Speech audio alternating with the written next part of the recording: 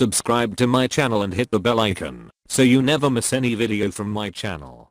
सबसे पहले एक सवाल आपकी खिदमत में पेश किया जाए कि अगर कहीं कुरान की तिलावत हो रही हो और उस तिलावत के मुकाबले में एक आदमी आकर कुरान ही की तिलावत करे, किसी और चीज़ की नहीं, कुरान ही की तिलावत करे, क्या कहा जाता है इसको उर्फन? कहा जाएगा फितना कर रहे हो, तंग कर रहे हो उसको तिलावत में। अब आ जाइए हम्द खुदावंद तबारक व तआला हो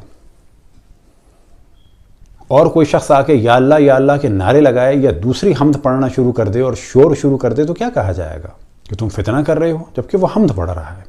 तीसरी मिसाल, नात रसूलुल्लाह सल्लल्लाहु अलैहि वसल्लम और उसके मुकाबले में कोई आके या मोहम्मद की आवाज़ें लगाए या नात पढ़ के डिस्टर्ब कर रहा हो, तो क्या कहा जाएगा?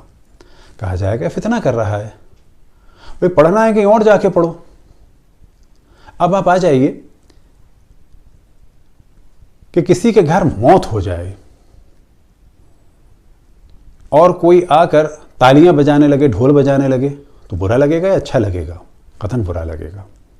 अब यहाँ पे सवाल पैदा होता है कि इमाम हुसैन अलैहिस्सलाम का जिक्र हो, कि जिसके बारे में लोग ये जानते हैं कि बाज़ मज़ाहिब के उलमा ने नवासे रसूल के ज़िक्र को हराम भी करार दिया और यहाँ तक कह दिया कि जो उसमें शिरकत करे तो उसका निकाह टूट जाए, जो अलम देखे, ताबूत देखे, जुलजना देखे तो उसका निकाह टूट जाए। तो वजह तो यह है क्योंकि वो जानते हैं कि इमाम हुसैन की शहादत के असबाब जो हैं वो ऐसे हैं कि जब शहादत बयान होती है तो बहुत सारी जगह खुद ब खुद लोग पहुंच जाते हैं कि ये नतीजा इन लोगों की गलत पॉलिसियों का और इन लोगों के बुग़्ज़ रसूल का है। लिहाजा वो चाहते हैं कि इमाम हुसैन का जिक्र ही ना हो, कहीं ऐसा ना हो कि इमाम हुसैन का जिक्र हो तो बात कातिलों को पहचानने तक पहुंच जाए। सवाल ये पैदा होता है कि इमाम हुसैन अलैहिस्सलाम का जिक्र हो और अगर कोई ढोल बजाए और उसके बाद डंडों से खेले, तलवारों से खेले, मुंह से आग निकाले, तालियां बजाए, सारी दुनिया में खुसूसन इंडिया पाकिस्तान में स्याह रंग सोक का है और उस दिन लोग सुर्ख लिबास पहने और सुर्ख सबीलें लगाने लगें कि खुसूसन इंडिया में सुर्ख रंग खुशी का है, और फिर झूले आ जाएं और शोर शराबा होने लगे। कौन ऐसा शख्स है बिला तफरीक अदियान और मज़ाहिब के जो इन बातों को दुश्मनी रसूल और आले रसूल न समझे? अब यहाँ पर सवाल पैदा होता है कि एक मौजू कि जो करीब आप वीडियो देखेंगे, शुरू से ही बलसगीर में शियों का सबसे बड़ा मरकज़ कौन चला रहा है? लखनऊ था, है, अब भी है। और एक देखे तारीख़ अपने आप को दोहराती है। ताकि सहाबा की सबसे पहली तहरीक भी वही चली थी, आज से 100 साल पहले। चौकों पर खड़े होकर सिद्दीक़ अकबर को बुला भला कहते थे। आज से ठीक 100 साल पहले। ये कौन सी सन है? 2000, मैं 1920 की बात कर रहा हूँ। उसको तबर्रा की तहरीक कहते थे। तबर्रा आज भी क्या कहते हैं? तबर्रा। तबर्रा में हज़रात सहाबा किराम बिलखुसूस हज़रत सिद्दीक़ अकबर, हज़रत उमर, खुलफ़ाए सलासा, हज़रत आयशा रज़ियल्लाहु अन्हा, हज़रत मुआविया के ख़िलाफ़ बरात का ऐलान किया जाता था और बड़े बुरे लफ्ज़ों में। जैसे अभी आपने एक झलक, हल्की सी झलक देखी, ये झलक है सिर्फ, तहरीक तो वो थी। तबर्रा की तहरीक लखनऊ में चली। उसमें चौकों में जाकर खड़े होकर बकबकिया करते थे। उसके मुकाबले में तहरीक मदह सहाबा चलाई थी मजलिस अहरार इस्लाम ने।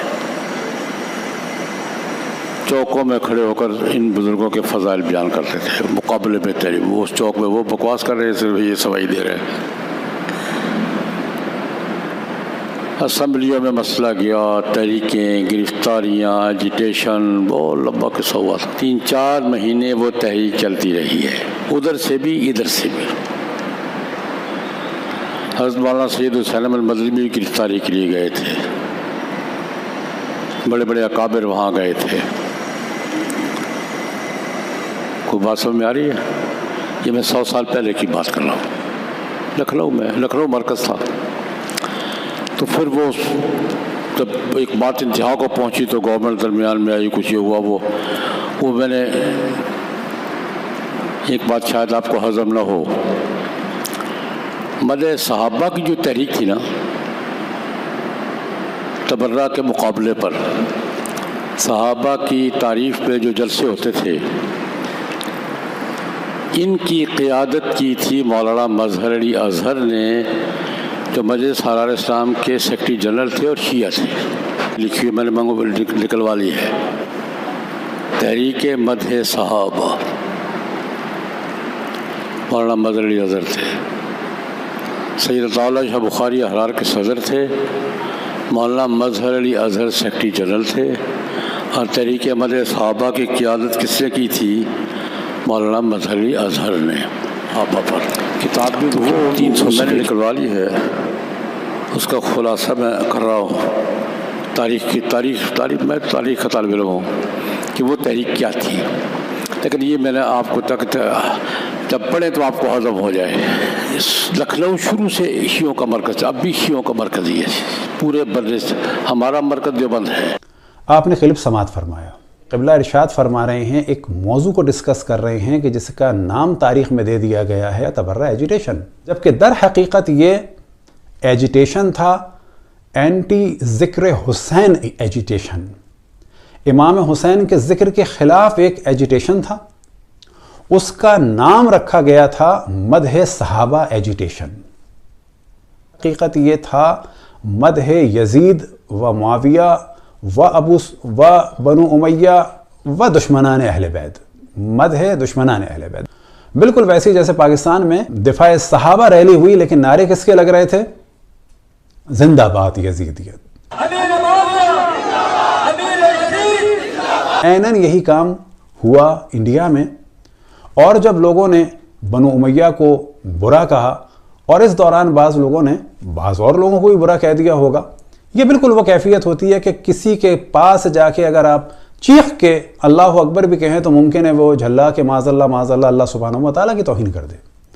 تو یہاں پر اگر وہ کچھ جھنجھلا کے کہے گا تو عقلاء یہی کہتے ہیں کہ تم نے کیوں اللہ کے نام کو فتنے کے لیے استعمال کیا، اور جواباً اس نے اللہ کی توہین کر دی. کسی کو آپ بلا وجہ تنگ کریں اللہ کے نام پہ، کسی کے کان میں جا کے آپ یا کسی سوتے ہوئے آدمی کے سامنے اس کو تنگ کرنے کے لیے تلاوت قرآن پڑھیں تو وہ ممکن ہے معاذ اللہ بہک کے قرآن کی توہین کر دے. پہلی بات ڈسٹرب کرنا تمام عقلاء کے نزدیک ہے. لیکن اب یہاں سوال کرتے ہیں ہم کہ پہلے تو یہ دیکھا جائے کہ ذکر شہادت کسی کی بھی وہ حرام ہے یا نہیں ہے، یا کسی کا ڈے منانا حرام ہے یا نہیں ہے. تو بھائی اگر یہ حرام ہے تو پھر نہ منائیں کسی کا بھی، اور اگر یہ حلال ہے اور بدعت نہیں ہے تو عقل یہ کہتی ہے کہ جس کی ولادت کا دن ہو آپ اس دن ان کی ولادت منائیں، اور جن کی وفات یا شہادت کا جس دن ہو آپ اس دن منائیں. گو کہ اس کے علاوہ بھی آپ منانا چاہیں تو منائیں، کوئی حرج نہیں، لیکن آپ کبھی بھی نہ منائیں. جب امام حسین کا جلوس نکلے جب جا کے منائیں. آپ پورے شہر کو چھوڑ دیں، ہمیشہ امام حسین کے جلوس کے سامنے آ کر اس کو روک کر یا اس کے ارد گرد شور مچائیں تو ساری دنیا یہ کہے گی کہ یہ کام اس وقت اللہ رسول کے لیے نہیں ہے، یہ فتنے کے لیے ہے. تو یہ ہو گیا پہلا مقدمہ، اور یہ چیز ہے بالکل انڈرسٹوڈ. بس دوبارہ ہم توجہ دلائیں کہ اینٹی ذکر امام حسین ایجیٹیشن تھا، تحریک تھی. اس کو نام دیا گیا مدح صحابہ ایجیٹیشن. اس کے ریئیکشن میں جب لوگوں نے بنو امیہ کو، یزید کو، معاویہ کو، اور اس کے بعد بعض لوگوں نے اوروں کا بھی نام لے دیا ہوگا، تو یہ نتیجہ ہے کس کا؟ ان لوگوں کا کہ جنہوں نے ان جلوسوں کو ڈسٹرب کیا. تو جناب علامہ زاہد الراشدی صاحب کی محضر مبارک میں عرض کریں کہ آپ جو اس کو ڈسکس کر رہے ہیں، کیا یہ پاکستان کی سالمیت کے لیے، اتحاد بین المسلمین کے لیے، اسلام کے فروغ کے لیے ڈسکس کر رہے ہیں یا کوئی اور وجہ ہے؟ دوسری بات یہ کہ آپ فرما رہے ہیں کہ آپ مظہر علی اظہر کی کتاب کا ترجمہ کریں گے، اسے آپ شیعہ بھی کہہ رہے ہیں، تو یہ کیا کرنا چاہتے ہیں؟ بھائی وہ ایک ایسے گھر کا تھا کہ جہاں پر مکس آبادی تھی شیعہ سنی کی، جیسے کہ انڈیا پاکستان میں اس وقت بہت لوگ شیعہ ہو رہے تھے. اب ان میں سے ایک بیٹا شیعہ ہوا نہیں ہوا، لیکن فرض ہم کر لیتے ہیں جی وہ جدی پشتی شیعہ تھا، ہو گیا سنی، ہو گیا کوئی بات نہیں، شیعہ سے نکل گیا کوئی بات نہیں. آپ اس کو شیعت کے کھاتے میں کیوں ڈال رہے ہیں؟ مرزا غلام احمد قائدیانی آپ کے سنی تھے یا کوئی اور تھے؟ سلمان رشدی سنی تھا یا کوئی اور تھا؟ کیا آپ سلمان رشدی کو سنی کھاتے میں ڈالیں گے؟ کیا مرزا غلام احمد قائدیانی صاحب کو سنی کھاتے میں ڈالیں گے؟ پیدا ہوئے تھے نا، تو پھر مظہر علی اظہر کو شیعہ کھاتے میں آپ نہیں ڈال سکتے، خصوصاً کب کہ جب وہ شخص یہ شعر کہہ دے ولیوں کا سرتاج ہے معاویہ، چبھتا ہے رافضی کو نظام معاویہ۔ بات تو ان کی شیعت نہیں رہ گئی کچھ۔ پہلی بات یہ کہ جو آپ نے یہ سب کچھ ڈسکس کیا، کیوں کیا، کیا چاہتے ہیں؟ اب یہاں پر کچھ ہمارے نادان لوگ ہیں، خانقاہ میں رہنے والے، دنیا کی سیاست سے بالکل دور، ہر دین اور مذہب کا یہ رائٹ ہے کہ اگر ہم پر کوئی تہمت لگائی جائے تو ہم اس کو کلیئر کریں۔ فرض کریں کہ میں آپ سے کہوں کہ ایکس یا وائی یا زیڈ کو آپ اس دنیا کا سب سے بڑا عالم مانیں، اور پھر میں آپ سے کہوں کہ میں آپ کو قتل کروں گا، تو آپ کیا کہیں گے؟ آپ یہی تو ثابت کریں گے کہ یہ نہیں ہے، کیونکہ آپ کہیں گے تم مجھے قتل کرنے کی دھمکی دے رہے ہو اس بنیاد پہ کہ ان ایکس وائی زیڈ کو سب سے بڑا مانو، تو مجھے اپنی جان بچانے کے لیے لازم ہے مجھ پر کہ میں اس کو کلیئر کروں کہ یہ سب سے بڑے عالم نہیں ہیں۔ سادی سی بات۔ بالکل ایسے ہی اگر ہم کسی کو دعوت دیتے ہیں اپنے دین و مذہب کی جانب، تو ہم میں اتنا حوصلہ ہونا چاہیے کہ اس کی بات کو سنیں، کیونکہ ہم یہ کہہ رہے ہیں کہ ان کو مانو، تو وہ یہ کہہ سکتا ہے کہ میں کیوں مانوں اور ان میں یہ نقائص تھے۔ تو ہم پر جب پریشر ڈیولپ کیا جاتا ہے ان دو قسم کا، تو جن کے بارے میں بھی کہا جائے گا تو یہ ہمارا حق ہے کہ ہم ڈسکس کریں۔ ہاں، کسی بھی دین کے بزرگوں کی توہین، حتیٰ انڈیا میں گائے کی بھی توہین جائز نہیں ہے۔ نہ کسی دین کے بزرگ کی توہین ہو، نہ کسی دین کے اور مذہب کے عالم کی توہین ہو، علمی جواب دیا جائے شائستہ طریقے سے، کہ جو اہل بیت علیہم الصلاۃ کا طریقہ ہے۔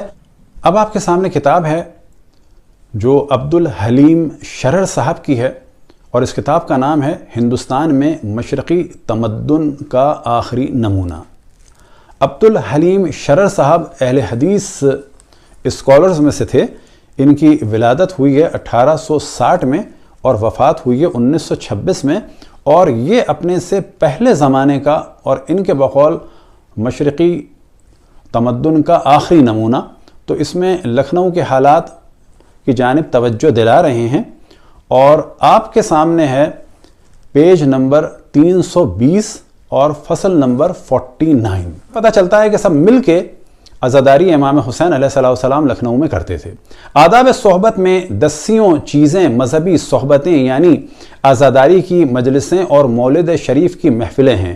مجلسوں کا عام رواج شیعوں میں ہے اور مولد شریف کا سنیوں میں، اگرچہ دونوں میں دونوں فریقوں کے لوگ شریک ہوتے ہیں، بلکہ یہ بھی ہوتا ہے کہ کبھی بعض محب اہل بیت سنی مجلس سے عزا کرتے ہیں اور شیعہ حضرات کے ہاں مولد شریف کی محفل ہوتی ہے۔ مولد شریف سے مراد رسول اللہ صلی اللہ علیہ وسلم کی ولادت کا جشن ہے، اور یہ ہمارے یہاں ہر شیعہ کے ہوتا ہے۔ ان کی مراد شاید اس طریقے سے ہے کہ جو اس زمانے میں 12 کو، یا مثال کے طور پر ایک خاص طریقے سے کہ جس میں قوالیاں بھی ہوں۔ اب ہے ارواح ثلاثہ یعنی حکایات اولیاء۔ مؤلف ہیں حکیم الامت حضرت مولانا محمد اشرف علی تھانوی ہے 106۔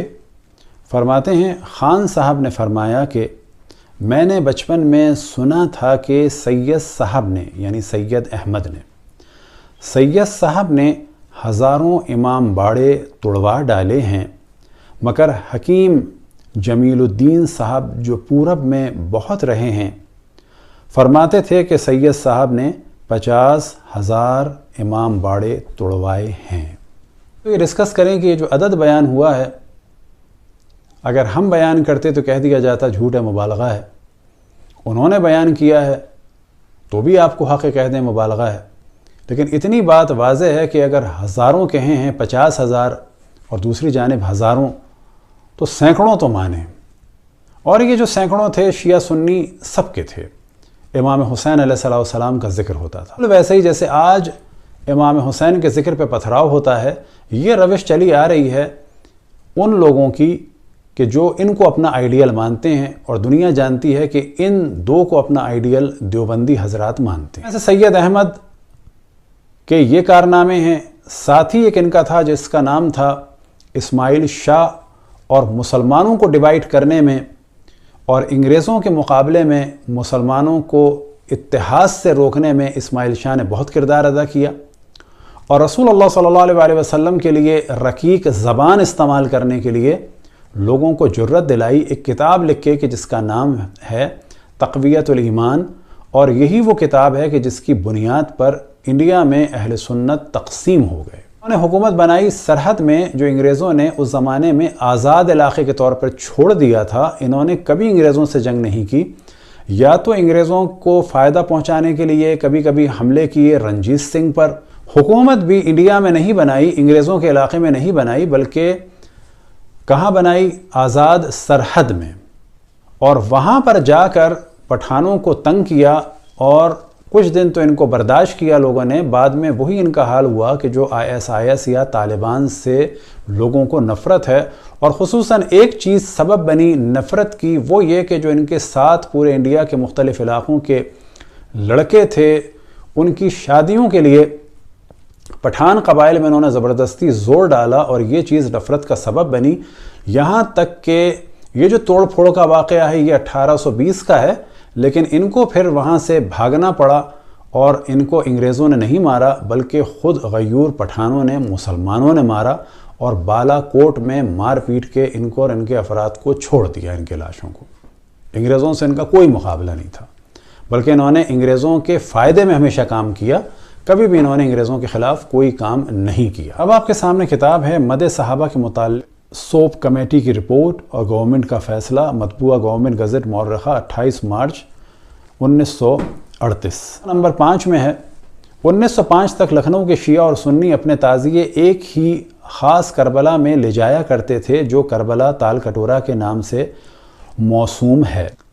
تعزیے اور اسی طرح سے کاغذ، کچھ متبرک اور اسی طرح سے پھول وغیرہ جا کر دفن کر دیے جاتے تھے۔ شیعہ سنی مل کے یہ کام انجام دیتے تھے۔ جس جگہ پہ کرتے تھے اس کا نام تھا کربلا تار کٹورا۔ رفتہ رفتہ یہ حالت ہو گئی تھی کہ اس کربلا کو جانے والی سڑک کے ہر 2 جانب جو باغات اور کھیت ہیں، وہاں ان ایام میں میلہ لگنے لگا تھا۔ چھوٹی بڑی دکانیں لگتی تھیں، اور ہنڈولے، جھولے اور چکر وغیرہ تفریح و انبساط کے لیے لگائے جاتے تھے۔ بازاری عورتیں نہ صرف تعزیے کے راستے ہی سے گزرتی تھیں، بلکہ اپنے خیمہ صاف جگہ پر استادہ کرتی تھیں، جہاں وہ تماش بینوں کی خاطر تواضع کرتی تھیں۔ فطرتاً یہ باتیں شیعوں کو ناگوار تھیں، کیونکہ وہ ان دنوں کو ایام غم خیال کرتے تھے۔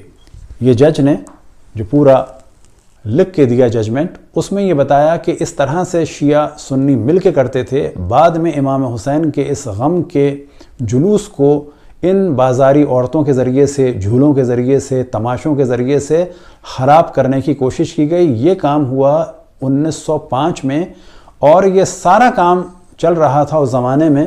ایک مولوی عبدالشکور تھے، اور انہوں نے ایک پلاننگ کے تحت اہل سنت کو عزاداری امام حسین سے دور کرنے کے لیے ساری چیزیں کی، اور بعد میں اس کام کو حسین مدنی نے آگے بڑھایا۔ دیوبند کے حسین مدنی، جن کے لیے علامہ اقبال نے اپنی ایک مشہور نظم بھی کہی ہے۔ ان اختلافات کے بعد کیا ہوا؟ تو ظاہر ہے کہ ایک ریئیکشن ہوا۔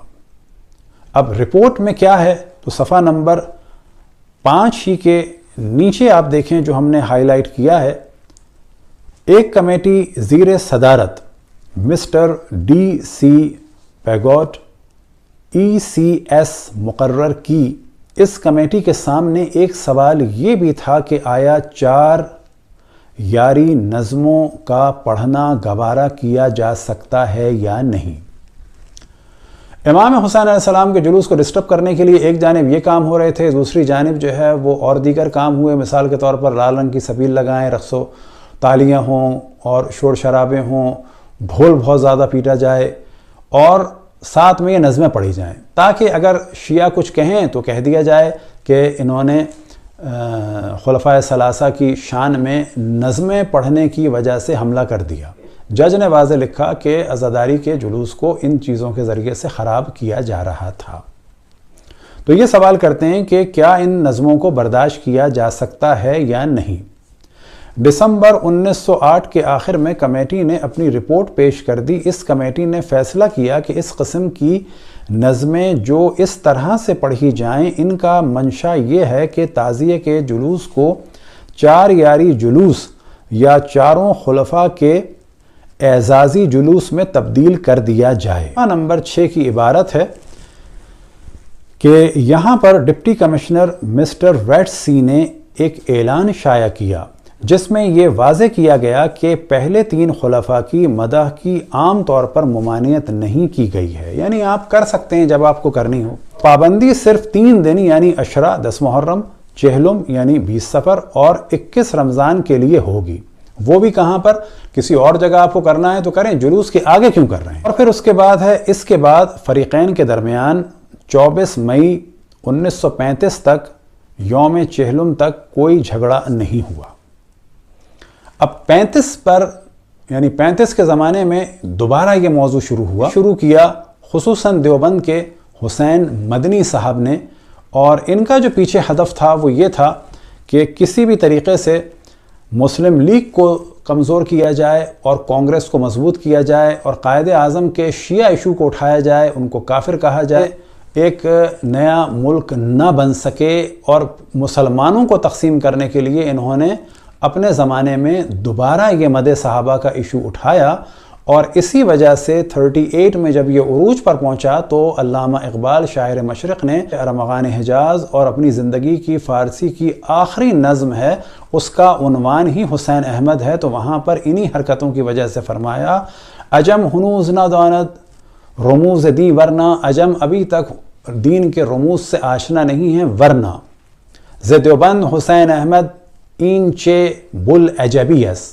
یہ جو عجیب والغریب حرکات ہیں جو دیوبند کے حسین احمد کی ہیں، یہ اس وجہ سے ہیں کہ اب تک اس کو دین کے رموز سے آشنائی نہیں ہے۔ سرود بر سر ممبر کے ملت اس وطن اس، کہ ممبر رسول اللہ پہ یہ ترانے پڑھ رہا ہے کہ ملت جو ہے وطن سے ہے۔ چہ بھی خبر ز مقام محمد عربی است، یہ کتنا محمد عربی صلی اللہ علیہ وسلم کی معرفت سے دور ہے۔ بے مصطفیٰ بے رسان خیش رو کے دین ہم او است، کہ اے حسین احمد اپنے آپ کو رسول اللہ صلی اللہ علیہ وسلم تک پہنچاؤ کہ دین وہ ہیں، کانگریس نہیں ہے، نہرو نہیں ہے۔ اگر بے اون رسیدی تمام بو لہبی است، اور اگر تم ان تک نہیں پہنچے تو تم مسلمان نہیں ہو، تمہاری باتیں اسلامی نہیں ہیں، بلکہ کیا ہیں؟ ابو لہبی حرکتیں ہیں، یہ سب کچھ ابو لہبی نظریات ہیں۔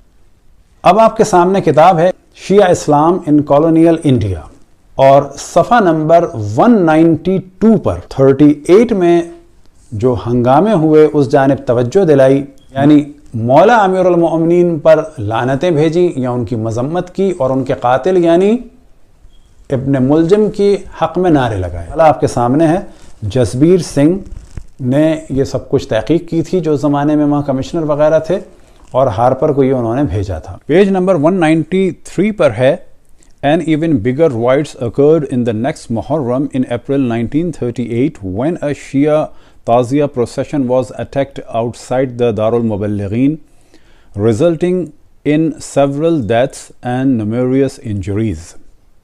اور 1937 کے بعد ایک بڑے پیمانے پر ہنگامے ہوئے شیعوں کے خلاف، کہ جو اس کے اگلے محرم میں یعنی اپریل 1938 میں ہوئے، جب شیعوں کا ایک تعزیے کا جلوس دارالمبلغین کے باہر سے گزر رہا تھا تو اس پر حملہ ہوا، جس کے نتیجے میں کئی لوگ مارے گئے یعنی شہید ہوئے، کہ جن کی تعداد 10 کے قریب بتائی جاتی ہے، اینڈ نومیریس انجریز، اور کافی تعداد میں لوگ زخمی ہوئے۔ ساری برکات تھیں انہی بو لہبی کی بقول علامہ اقبال کے، اور مسلسل یہ چیزیں چلتی چلی گئیں کہ جن کے بارے میں مولانا زاہد الراشدی صاحب پاکستان میں اس کو ڈسکس کر کے کیا کرنا چاہتے ہیں۔ اب اگر وہ اس کو نیگیٹو یوز کرنا چاہتے ہیں تو یہ ہمارا عقلاً اور شرعاً اور قانوناً اخلاقاً فیصلہ ہے کہ بتائیں کہ یہ کوئی تبرہ ایجیٹیشن نہیں تھا، یہ تبرہ تھا معاویہ پر اور دشمنان اہل بیت پر، اور اگر کسی نے کسی کی توہین کر بھی دی تو یہ در حقیقت جب امام حسین کے ذکر کو روکنے کے لیے حرکتیں کی گئیں تو کسی نادان نے ممکن ہے کسی اور بزرگ کو بھی کچھ کہہ دیا ہو، لیکن یہاں پر سوال کیا جائے گا ان لوگوں سے کہ اگر کسی کو سوتے ہوئے کو قرآن بھی تنگ کرنے کے لیے سنایا جائے تو ممکن ہے کوئی معاذ اللہ قرآن کی اللہ سبحانہ و تعالیٰ کی بھی توہین کر دے۔ 27 ہے اور پیج نمبر 27 میں جج نے جو کمنٹ دیے ہیں وہ یہ دیے ہیں کہ بھائی جو کسی کو نہیں مانتا تو آپ اس کے راستے میں جا کے کیوں ذکر کر رہے ہیں؟ تو وہ کہتا ہے، وہ فرماتے ہیں تو دوسری طرف ایسی مثالوں میں اضافہ کرنا آسان ہوگا جن میں مدح بھی دل آزار اور اشتعال انگیز ہو، کیونکہ اہل سنت یہ کہہ رہے تھے کہ ہم کسی کی تعریف کر رہے ہیں تو کیا ہوا؟ تو جج نے کہا کہ نہیں، کسی کے راستے میں جا کے آپ کسی کی اگر تعریف کر رہے ہیں یہ خود فتنے کے لیے اور دل آزاری کے لیے ہے۔ اب انگریزوں کی ساری بدماشی اپنی جانب، لیکن اس جج نے پرٹیکولری اس معاملے میں جو ایک واقعاً اچھی بات کی وہ یہ کی کہ فاشسٹ جماعت کے لیڈر کی تعریف اگر آپ کمیونسٹوں کے جلوس کے راستے میں کریں گے تو پھر یہ تعریف نہیں مانی جائے گی، یہ فتنہ مانا جائے گا۔ پیج نمبر 29، ہم سمجھتے ہیں کہ شیعہ بالکل جائز طور سے یہ محسوس کر سکتے ہیں کہ مدح صحابہ کے اجتماع اور جلوس ان ایام میں جوابی مظاہرات کے سوا اور کچھ نہیں جو توہین و دل آزاری کی نیت سے کیے جاتے ہیں۔ چونکہ یہ ایسا ہی ہے اس لیے ہماری رائے ہے کہ ایسے اجتماع اور جلوس ان ایام میں بجا طور پر ممنوع قرار دیے۔ اب آپ کے سامنے ہے جسٹس منیر کی رپورٹ کہ جو 1954 میں شائع ہوئی، اور یہ نتیجہ تھا انہی ہنگاموں کا کہ جو اس زمانے میں کیے ان لوگوں نے، اور اسی طرح سے اس میں ڈسکس کیا گیا کہ یہ لوگ مل کے جو مسلم لیگ کو نقصان پہنچا رہے تھے اور یہ فتنے کر رہے تھے وہ سب کیا تھا۔ اس میں نام آتا ہے مین مظہر علی اظہر کا۔ اب یہ ذہن میں رہے کہ مظہر علی اظہر کے بارے میں اب تک جو بعض ویب سائٹس ہیں دیوبندیوں کی، وہاں پہ ان کو لکھا جاتا ہے کہ یہ شیعہ گھر کے تھے اور شیعہ تھے۔ اب ان کا شعر ملاحظہ فرمائیں آپ کہ جو عموماً ان تکفیریوں کی اور دہشت گردوں کی ویب سائٹ پر ملتا ہے ان کے نام سے، ولیوں کا سرتاج ہے معاویہ، چبھتا ہے رافضی کو نظام معاویہ۔ اس شعر کے بعد مظہر علی اظہر شیعہ ہیں تو پھر سیٹنک ورسز کے بعد تو پھر کہنا پڑے گا کہ سلمان رشدی سنی ہے اور مرزا غلام احمد بھی سنی ہے۔ بھائی انسان کسی جگہ ہوتا ہے اور جب اپنے نظریات کو بیان کرتا ہے تو پھر وہ نہیں رہتا۔ یہ اصل میں ایک مکس فیملی کے تھے۔ اب یا تو انہوں نے شیعت کو قبول ہی نہیں کیا تھا، باقی افراد نے قبول کر لیا تھا، یا یہ کہ چلیں جی ہو گئے نکل گئے، جیسے سلمان رشدی نکل گیا، مرزا غلام احمد نکل گئے، اور بہت سارے اہل سنت میں سے نکلے۔ عام طور پہ دعوی نبوت علماء اہل سنت ہی کرتے ہیں، تو کیا ان کو سنی کہا جائے گا؟ قادیانیت بھی سنیت ہی سے نکلی ہے، تو کیا ان کو سنی کہا جائے گا؟ شیعہ مولانا کم سے کم نہیں تھے، کیونکہ شاید یہ 2-3 سال کسی دیوبندی مدرسے میں پڑھے تھے اور ایک ناکام وکیل تھے، اور کمانے کے لیے انہوں نے یہ دھندا کیا تھا، اور لاہور سے یہ پہنچے تھے لکھنؤ کے ماحول کو خراب کرنے کے لیے، اور یہ ایک جماعت تھی احرار، اس کے سیکرٹری تھے۔ یہ تھے اس خط کا موضوع ایک بار پھر مدح صحابہ کا ہنگامہ ہے، اور یہاں ہم اس بات کو دہرانا چاہیں گے کہ مولانا خود شیعہ ہیں۔ اس خط میں مولانا کا کہنا ہے کہ مدح صحابہ کا ہتھیار، اب یہاں پر دقت کی ضرورت ہے کہ مدح صحابہ کا ہتھیار لیگ کے خلاف مؤثر انداز میں استعمال کیا جا سکتا ہے، اور یہ کہ انتخابات کا نتیجہ جو بھی ہو لیگ اور حکومت دونوں کو اس معاملے پر ہتھیار ڈالنا ہوں گے۔ مولانا کے اس طرز عمل سے یہ واضح طور پر ظاہر ہوتا ہے کہ احرار اور دوسری مذہبی جماعتیں کس طرح آسانی سے اپنے سیاسی مقاصد کے حصول کے لیے مذہب کو استعمال کر سکتی ہیں۔ پیج نمبر 255 میں آپ خصوصاً اس سطر کو دیکھ سکتے ہیں کہ مدح صحابہ کا ہتھیار استعمال کیا جا سکتا ہے مسلم لیگ کے خلاف، یعنی پاکستان کو نہ بننے دینے کے لیے۔ یہی حسین احمد ایک جانب یہ اوچھی حرکتیں کر رہے تھے ذکر امام حسین کو ختم کرنے کے لیے، دوسری جانب انہوں نے ایک کتاب لکھی تھی کہ جو مشہور ان کے کتابچوں میں سے ہے، اس کا نام ہے سول میرج اور لیگ۔ اب قائد اعظم کو بدنام کرنے کے لیے انہوں نے سول میرج کا ایشو اٹھایا کہ جن میں ان کی مرحومہ زوجہ کے جو 1929 میں انتقال کر چکی تھیں ان کو بھی جتنا خراب کر سکتے تھے کیا. لیکن یہاں پر ہم یہ بتائیں اہل سنت میں بھی ایک قول یہ ہے کہ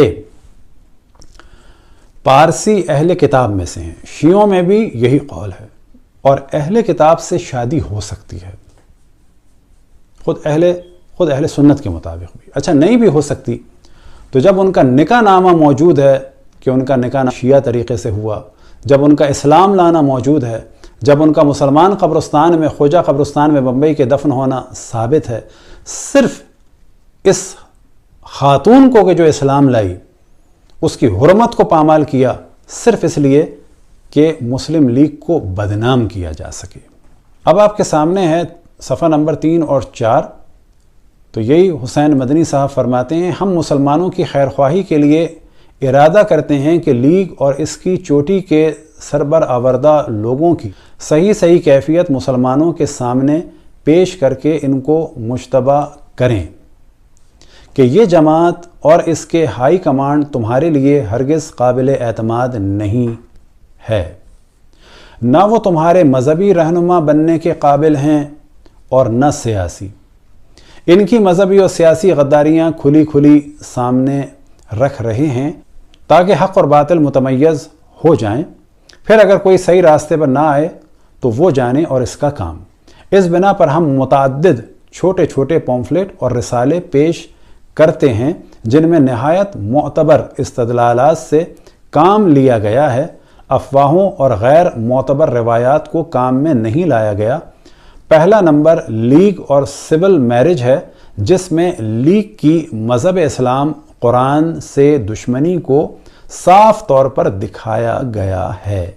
یعنی مسلم لیگ اسلام کی دشمن تھی, قرآن کی دشمن تھی, بقول اس شخص کے کہ جن کو علامہ اقبال نے بو لہبی کہا اور پوری نظم ان کی مذمت میں کہہ دی. اب اس بات کو ہم واضح کریں کہ اس کو ہم نے ڈسکس کیوں کیا. دوبارہ توجہ دلائیں کہ اس کو ہم نے ڈسکس اس وجہ سے کیا کہ مولانا زاہد الراشدی صاحب نے فرمایا کہ میں مظہر علی اظہر کی کتاب کا خلاصہ کر رہا ہوں. اب ظاہر ہے جب یہ خلاصہ کرتے تو اختلافی کے لیے کرتے, بعد میں یہ چھپتی بھی آگے بھی آتی اور ایک نیا ایشو یہ لے کے آتے, اور یہ اپنے اس کلپ میں کہہ چکے ہیں کہ جو کچھ پاکستان میں ہوا یہ تو کچھ نہیں ہوا, اس سے پہلے زیادہ ہو چکا ہے, یعنی طیش دلا رہے ہیں. اب یہ بڑی عجیب بات ہے, کچھ خانقاہ والے لوگ کہ جن کے دماغ بالکل بند ہیں وہ تشیع کے دفاع کو ہمیشہ غلط سمجھتے ہیں. دعا ہے کہ خداوند تبارک و تعالی ان لوگوں کو اہل بیت علیہم السلام کے لیے کام کرنے کی اور اہل بیت کے فضائل بیان کرنے کی توفیق عطا فرمائے. وصلی اللہ علی محمد و آلہ الطاہرین.